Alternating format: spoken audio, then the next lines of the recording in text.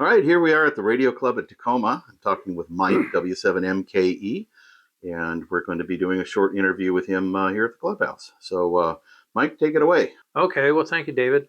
My name is Mike, and my call sign, W7MKE. I'm kind of a new ham, as hams go, because I only got my ticket in 2016. So prior to that time, I didn't really have any ham type experience except in the early 70s. I got a CB radio like everybody else in the world and was interested in that. And I lived in Western Oregon and had about a 40-mile commute to my job site. And so CB radio was kind of interesting. And I was working with a fellow who had a Hallicrafter receiver. And I talked him out of that. I bought his Hallicrafter receiver, and I knew nothing about shortwave listening. So essentially, I had not a very good antenna. It was just a long wire antenna. And I knew nothing about bands, frequencies, when it was good to listen, when it wasn't. And my interest was in kind of shortwave listening. I think I was always kind of that way because even as a kid, I listened to long distance AM radios when I would, at nighttime, you can pick up stations from a long ways away, and I would be interested in listening to them. And so the shortwave was an extension of that, but knowing nothing about antennas or what would make for a better reception or when receptions were good on various bands and that sort of thing. Obviously, my activity level or my success rate, I guess you would say, was not particularly high. Also, I was a busy guy, young guy. Didn't have a lot of time that I wanted to just sit around and try to tune in different stations. But that was in the early 70s. And then in short order, I got married, moved to Mississippi, and life got in the way, and all things CB radio and ham radio went away for, a long time until 2016, from the early 1980s until 2016. But it was always something kind of interesting to me. I border on the edges of being a geek, and so all things scientific and interesting and having to do with physics or those sorts of things always have a certain fascination to me, and learning about them a little bit.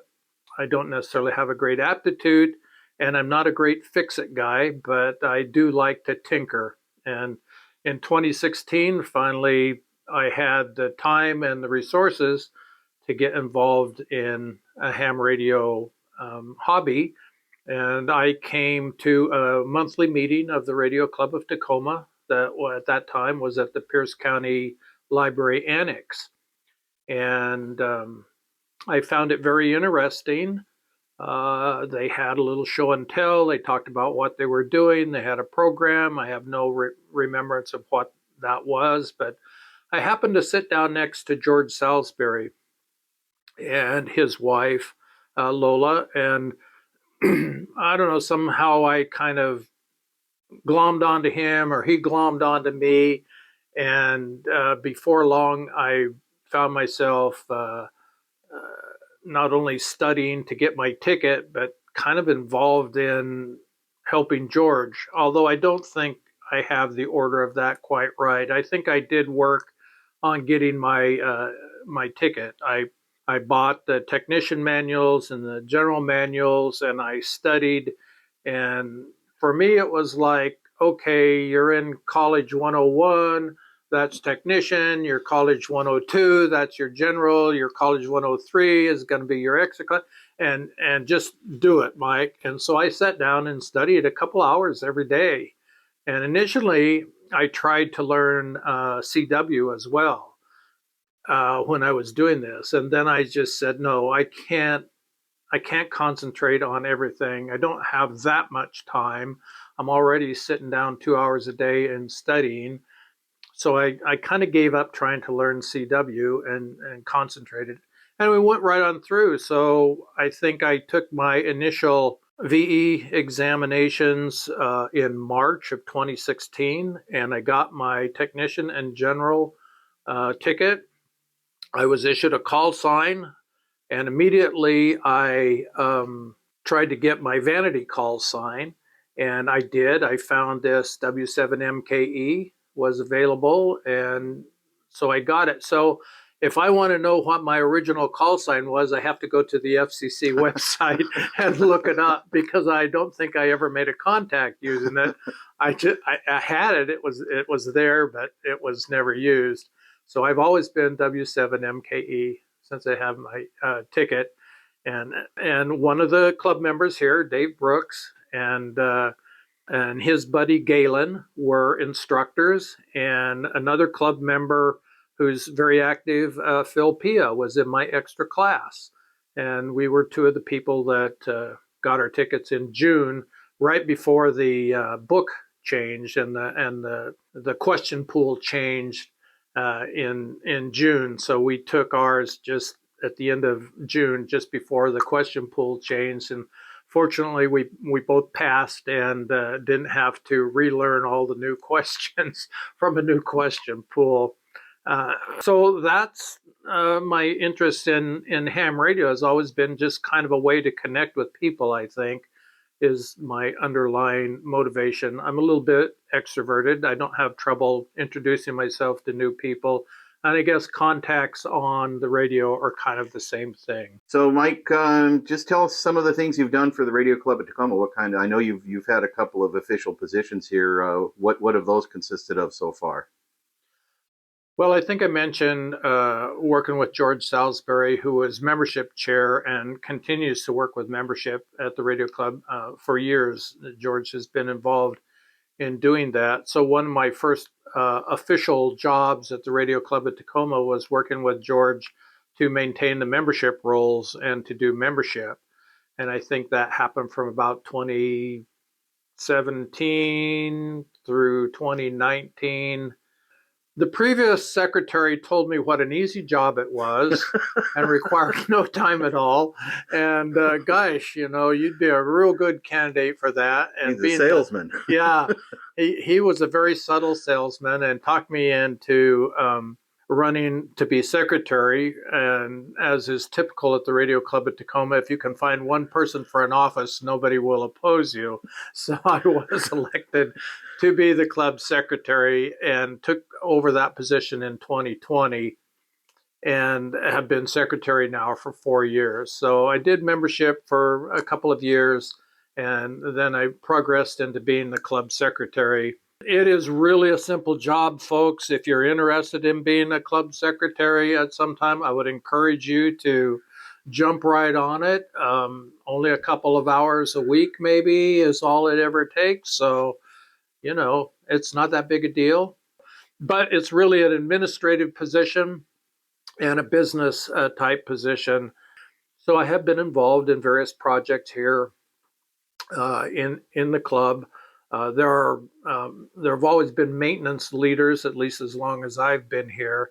Guys like Rich Patrick and Al Ferguson, and lately Mike Isaacson and Adam Barbera, who can take the lead on projects. But one of the projects early on was we needed an extra storage shed. I took on coordinating that, and I had a great deal of cooperation from the club members. Lots and lots of members showed up and worked on building a storage shed for us. And I'm not the only one that does that kind of stuff, obviously, but if you want a club and you like the club, you should do something to help maintain it. And don't ever think that your contribution is insignificant or too little. If it's just, folding up the chairs so that the floors can be swept, or, bringing in an extra roll of paper towels or something so that we don't run out. I remember Lola Salisbury spent years as basically our gardener, and she would weed flower beds and stuff. And since Lola has become unable to do that kind of thing anymore, obviously the club has suffered for that want.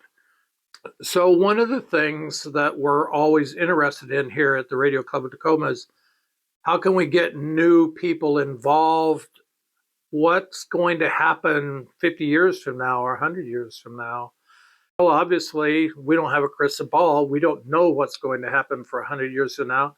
But I think some of us that are older, and which is 200 out of the 300 members, you know, want to know, what are the young people interested in? Why would they get involved in this hobby?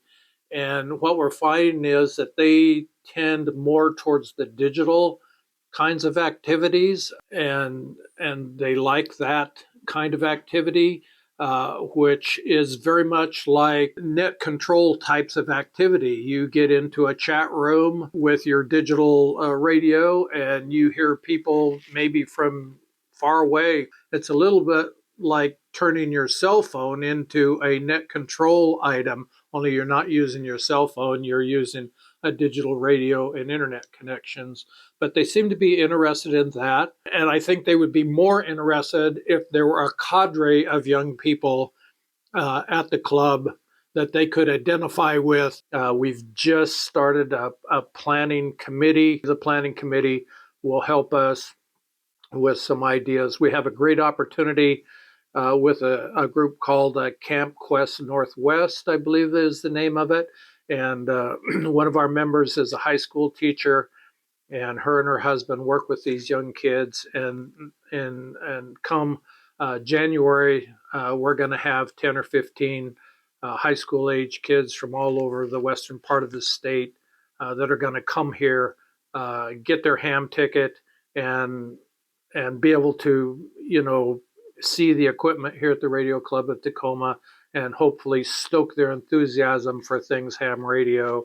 And hopefully out of that, we'll get maybe some members here to the Radio Club of Tacoma. But we are so invested in seeing young hams get excited about this that the club has agreed to pay for their training manuals and their VE testing. So all those students that come, we're going to make sure that they don't have to bear the cost of that. And we're proud to do that. And we're excited about the opportunity to do that. That's great. That's really cool. So that's what we're looking forward to.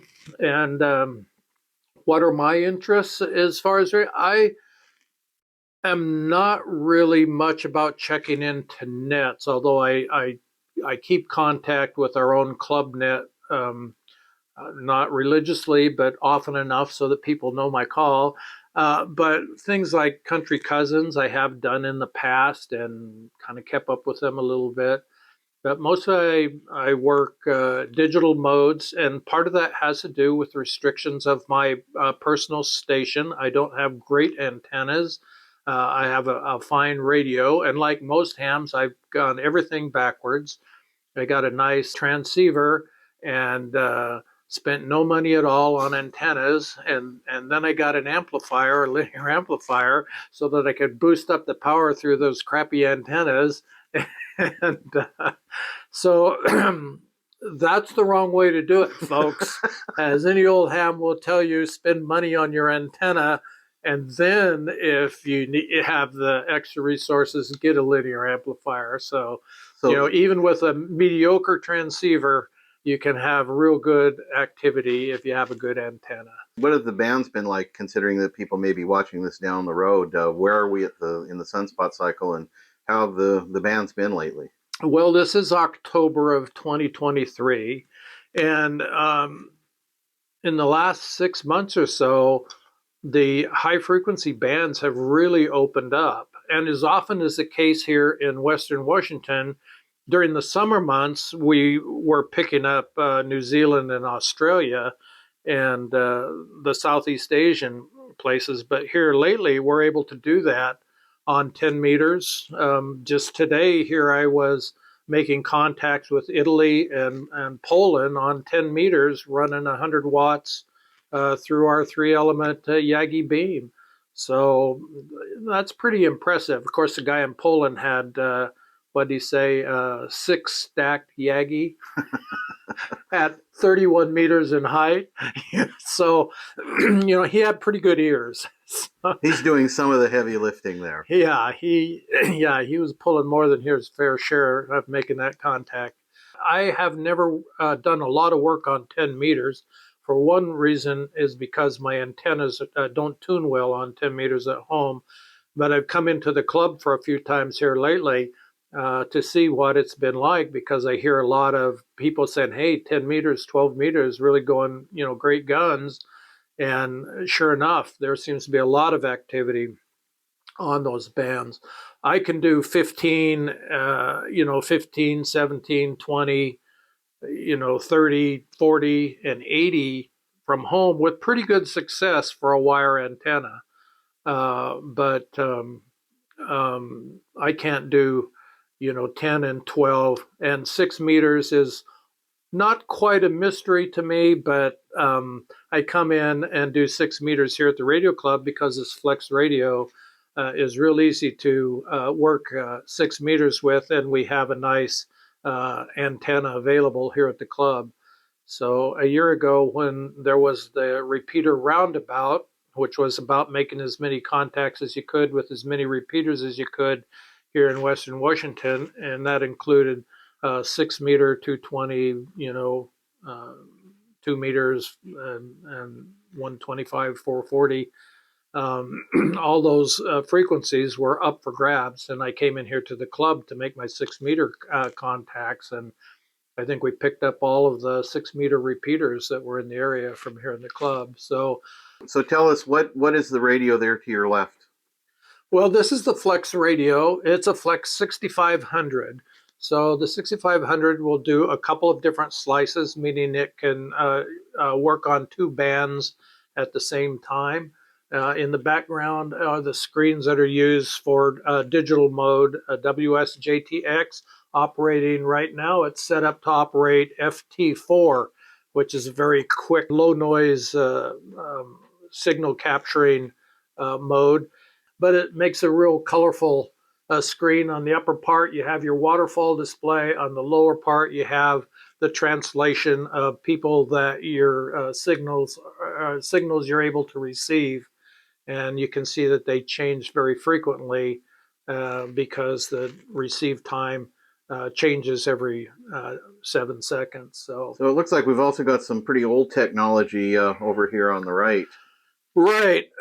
We let the magic smoke out of our Drake LB4 a while back, and we had restored this Heathkit SB201 linear amplifier. And so for Salmon Run, which is in the 3rd weekend of September, we brought that in to be an amplifier used on 80 meters, and we dedicated this station basically to 80 meter contacts. So we have this Heathkit linear amplifier. Well, do you have any parting words for us? Well, the Radio Club of Tacoma has been a great opportunity for me. It is both a social club and a technical club for radio, and I've met and made a lot of good friends here at the Radio Club, and in that regard, it's been very, very good for me. And I've really enjoyed the knowledge of the people here. There's lots of great Elmers here, ham radio speak, for people who will teach you stuff. And they have helped me to know how to do everything from set up my own flex radio at home to working the equipment here at the club. And I look forward to those great opportunities. So a great place for social interactions, particularly a good place to learn about the ailments and remedies that old men have. All right, Mike. Well, on that note, thank you very much. I appreciate your time, and I'm sure people will be enjoying watching this down the road and learning a bit about what it was like at the Radio Club of Tacoma in October of 2023. Thank you, David. All right, thank you.